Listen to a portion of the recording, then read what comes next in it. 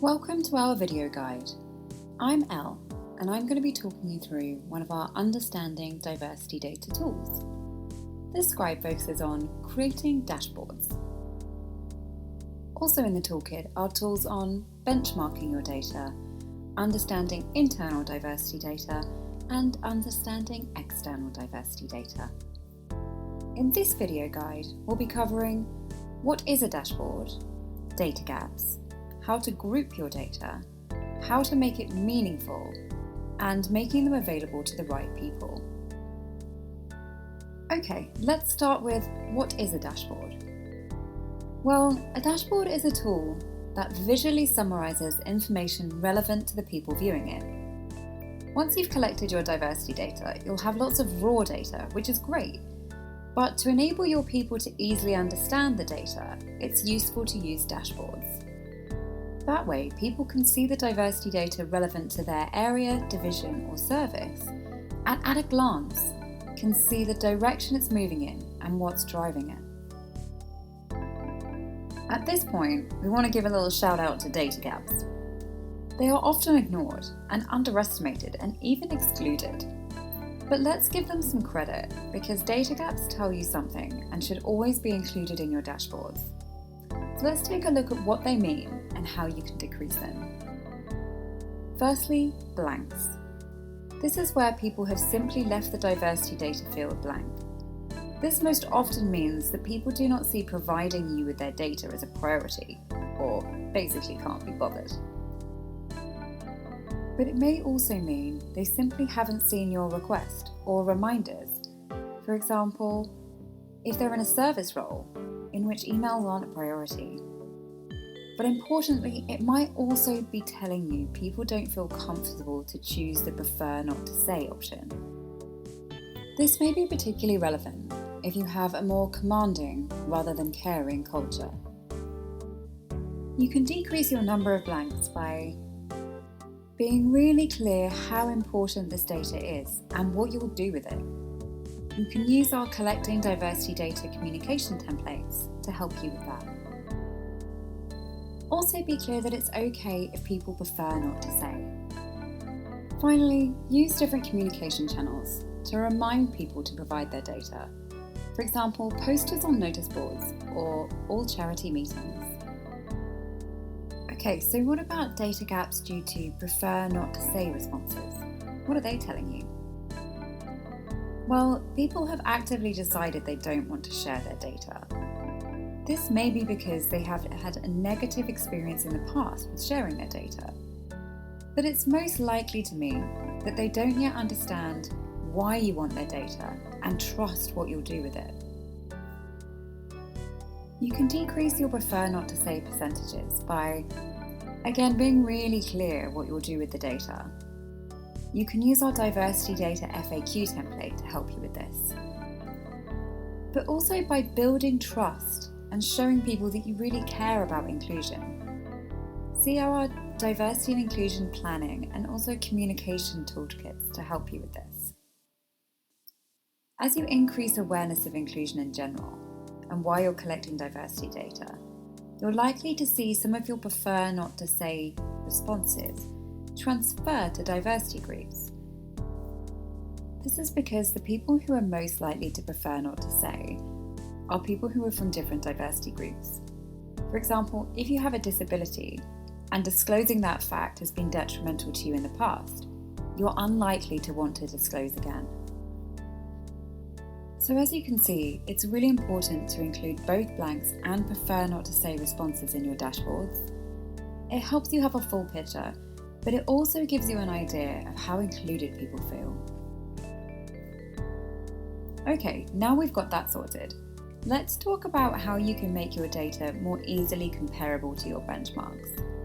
To do that, you need to group your data into categories similar to those you're comparing yourself to.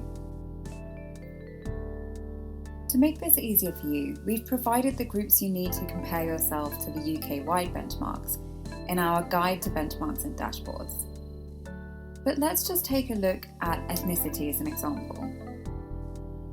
If this is the first time you're benchmarking your ethnicity data, we recommend you start with wider groupings that align with the UK census data, specifically Asian, Black, Mixed, White, Arab, and Other.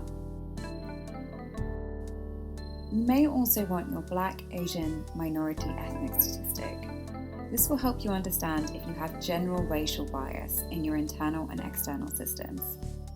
To do that, you need to calculate the total percentage of Asian, Black, Mixed, Arab, and other people in your organisation. However, we want to be really clear that this is only so you can start benchmarking yourselves.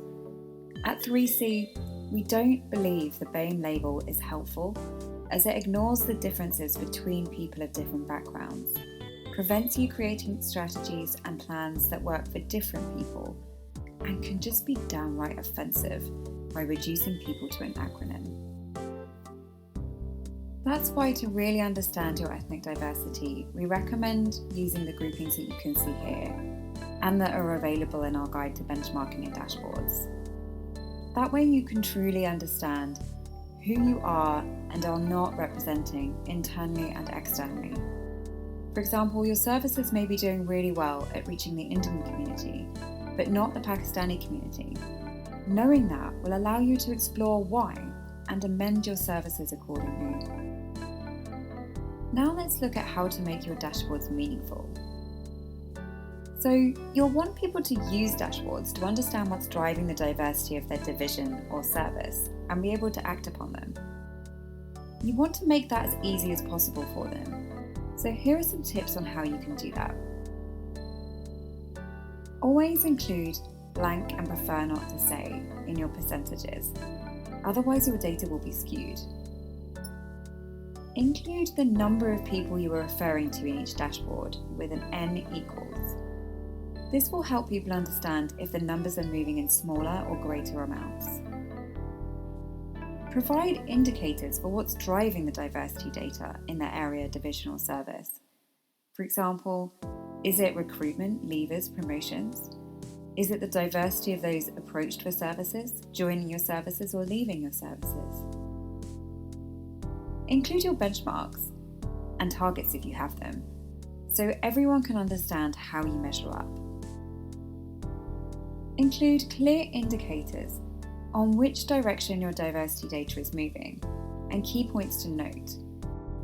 We've created template dashboards for your internal and external data, so you can see what this looks like in practice.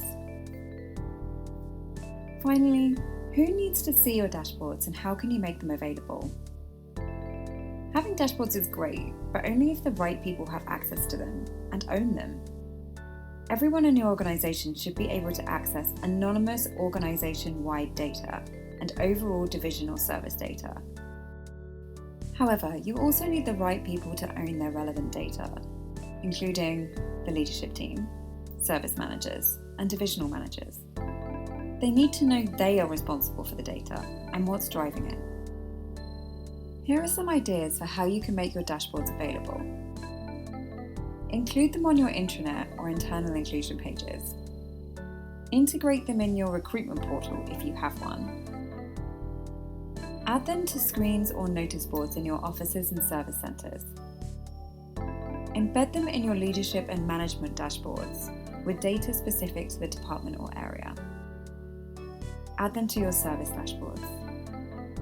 By integrating diversity data in the way that you work, it will become just part of measuring the success of your organisation, not a separate statistic. Before we go, let's sum up. To make a dashboard that will help you understand and increase your diversity, include your blanks and prefer not to say responses. Group the data in a way that's easy to benchmark. Make the data meaningful. And make the right dashboards available to the right people. Head back to Charity Culture Catalyst for the next steps in your diversity data journey.